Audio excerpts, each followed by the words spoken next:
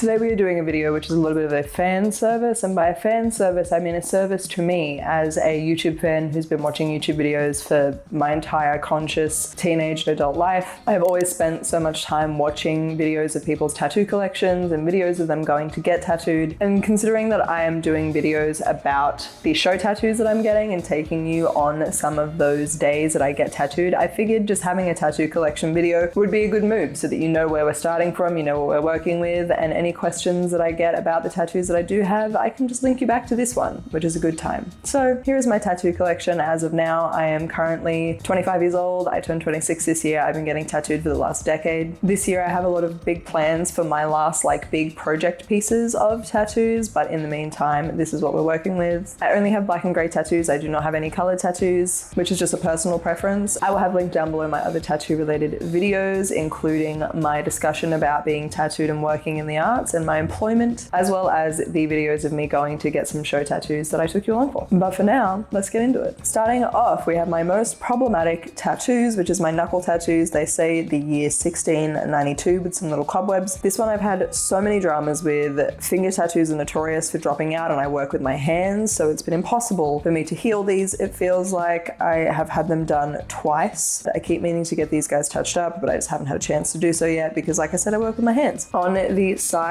of my hands, I have the words "That's Jazz," which is a matching tattoo that I have with some friends that I did the Adelaide Fringe with. On my right hand, I have this little symbol that's kind of near my thumb. That was my first tattoo that I got on my hands. I have this little F and flower gap filler that's kind of on the corner of my wrist. And on the top, I have this beautiful flower. I'm so obsessed with this tattoo. I just think it looks beautiful. I love seeing it on myself. I love seeing photos of myself and seeing what it looks like. This little guy, this symbol on top of my wrist, was the first tattoo that I ever got. My mum took me to a shop in Sydney when I was 15. I was about to turn 16. My mum was going to get one of hers reworked, and I pouted at her while she was booking the appointment, so she booked me one. On the underside of my arm, I have a candle with the number 107 on the wrist. This is the worst place to be tattooed. 107 was the number of my first place that I lived out of home. I have a microphone for a band that I was in. I've got a little shocker here, which we don't talk about it, and I've got some other little gap fillers. I've got this tooth, a 1/4-inch jack, and a little barbed wire piece. I have the name of my cat Bast in my elbow ditch. I've got this little balloon which I share as a matching tattoo with someone very important to me. This butterfly on my arm is my regrettable tattoo. I always say that it's my one that was like a lesson, and people always say that they loved it, but it was meant to be a moth, so if that tells you anything, it did not look like a moth to me, even though that is what I asked for. But I was 18. It's the first time I had gone into a shop by myself, and I was too anxious to ask the artist to do something different. Kind of going back down my arm a little bit, I have this beautiful phoenix style bird situation on my arm. This was the first tattoo that I did in sessions, and it is just so stunning. I am so in love with it. On my elbow, we've got this beehive and bees situation, which I love. On the back of my arm, I have a little pocket watch that says "Your time is gonna come" on the face, which is my favorite Led Zeppelin song. You can see a little Zeppelin on the end of the ribbon attached to the watch. I've got this key, which was my first bit of flash tattoo that I ever got at a convention. It was the first time I'd been tattooed at a convention. It was really great. Little coffin nail gap filler.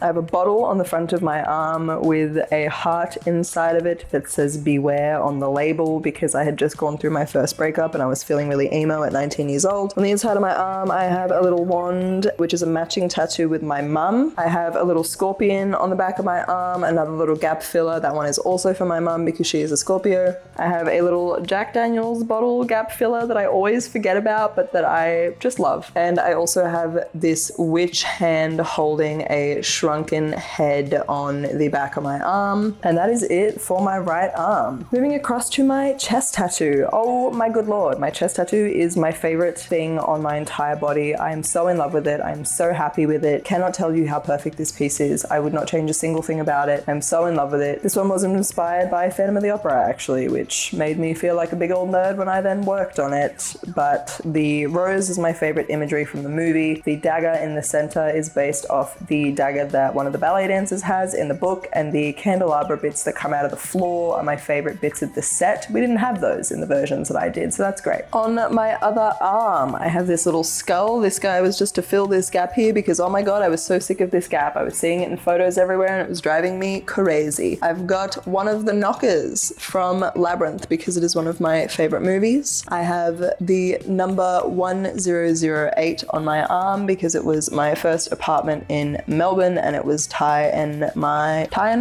and Ty's. It was the first home that Ty and I shared together, so it is very special. I've got this little acrobat guy on my arm, which was in commemoration of me running away with the Fringe, which I just love so much. Look at his little feet. The detail in this is just incredible. On the inside of my arm, I have a tattoo of the wrestler The Undertaker, who I was obsessed with as a child, and the reason the banner says dad is because I used to tell people that he was my dad. I've got a little bike on my arm as well, a little motorbike in the stars, and I've also got these beautiful leaves to fill in these gaps that leads to my first of multiple Lord of the Rings tattoos on the back of my arm here. On the top of the back of my arm, I have this really cool tattoo that Abby France did of a scene from The Lost Boys inside the face of David, the head Lost Boys vampire, which is just super cool. That movie is one of my favorites and I'm really obsessed with it. On the lower half of my arm, you've got this little circus monkey for the saying, not my circus, not my monkeys, which I try to live by. I've also got this huge snake bit on the top of my forearm, which Abby also did, that I just love. I just love the way that the pattern of the phoenix on my other arm looked, so I wanted something that would kind of match that on the other side. On the underside of that arm, I have a key with the number 300 on it. This is for my first ever apartment on my own. I have a coffin with jewels and a big crack on it for one of my favorite songs. I have a little S on the side of my wrist, and on the top of my hand, I have two women's faces that are the artist's interpretation of the comedy and tragedy masks, as well as the molecule for dopamine. If we go further down my body to my stomach, you see a work in progress because my stomach is a work in progress. That would make sense. On the top half here, kind of on my sternum, we have this witch woman little moon, which was the first piece that I got in this area. Do I wish it was in a different spot now? Yes. On the sides of my stomach, we have these incredible little warrior ladies who are wearing various bits of armor and helms and different kinds of weapons and have wings, and they are just so badass and I'm so obsessed with them. Then we've got these little skull boys on the bottom bit of my stomach. As I said, this is a work in progress. Emily is working on this on me, and in between me crying about it because it hurts so bad, she will work her magic. We've still got a bunch of stuff to add to the sides of like the hip area and some little gaps on the top bits near the ladies, as well as shading in the skulls obviously, but I'm so excited about how this one is going. On my right leg, I have a quote which says, "Nothing good comes easy." I got this one when I was fresh 18, and oh boy, do I wish I did not get a script piece on my thigh. On the bottom of that leg, I have my penal on fire and my Hamilton pistol tattoo for Phantom and Hamilton. Go check out the videos where I take you with me to get those done. I will leave them linked below. On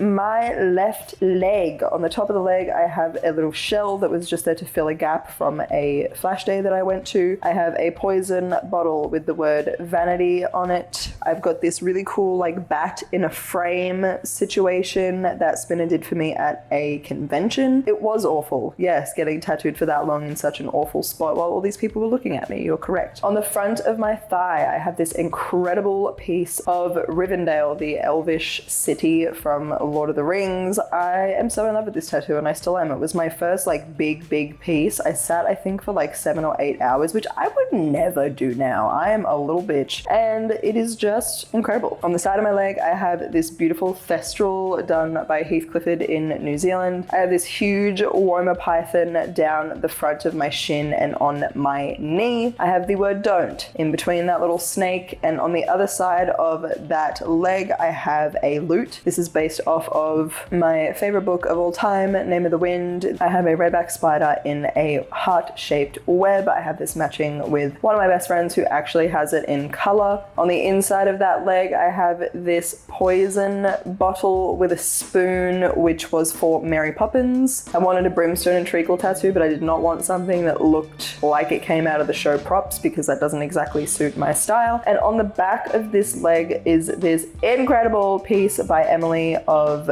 a friend, Porcelain Alice, the burlesque performer. And it was of a photo that Georgia Maloney took of a gig that I did the tech for, and I had just seen all of the showgirl tattoos that Emily was doing, and I was like, yes, I need one. Thank you so much. I've been doing so much work with burlesque performers and in variety nights, and I just wanted something to pay tribute to that. And this photo that is so beautiful, I'll put the photo up for reference so that you can see just how stunning it is and how perfect of a job Emily did. And those are all my tattoos. That's it. That's what we're working with so far. This year my plans are to finish my stomach, obviously, to start on my back and my neck. So those are the upcoming big pieces that I've got. I'm kind of leaving my right leg just to chip away at as I go through different shows and different life experiences in case I want a new piece by a new artist. So I'm not super stressed about filling out my right leg. I'm just kind of letting that one happen. But the back and the neck need to go. They need to go. Also, the back of my left leg is completely blank. There's that TikTok sound that people have been doing with the trend, which is like me with my clothes on,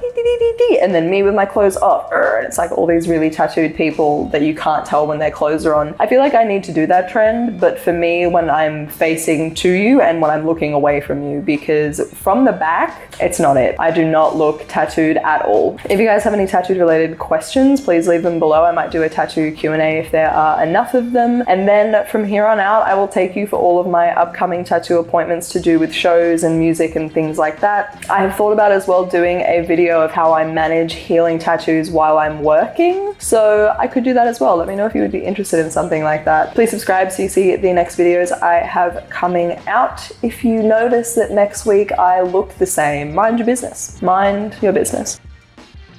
Thank you so much for watching. Please like this video, subscribe to the channel, and head on over to my Instagram to give me a follow. I have a very, very exciting collaboration with a brand coming up that I'm really, really excited about. And if you are someone who works in the arts, you will also be very excited about it. So make sure you're following me over there. Make sure you're subscribed because I will be coming in a couple of videos time.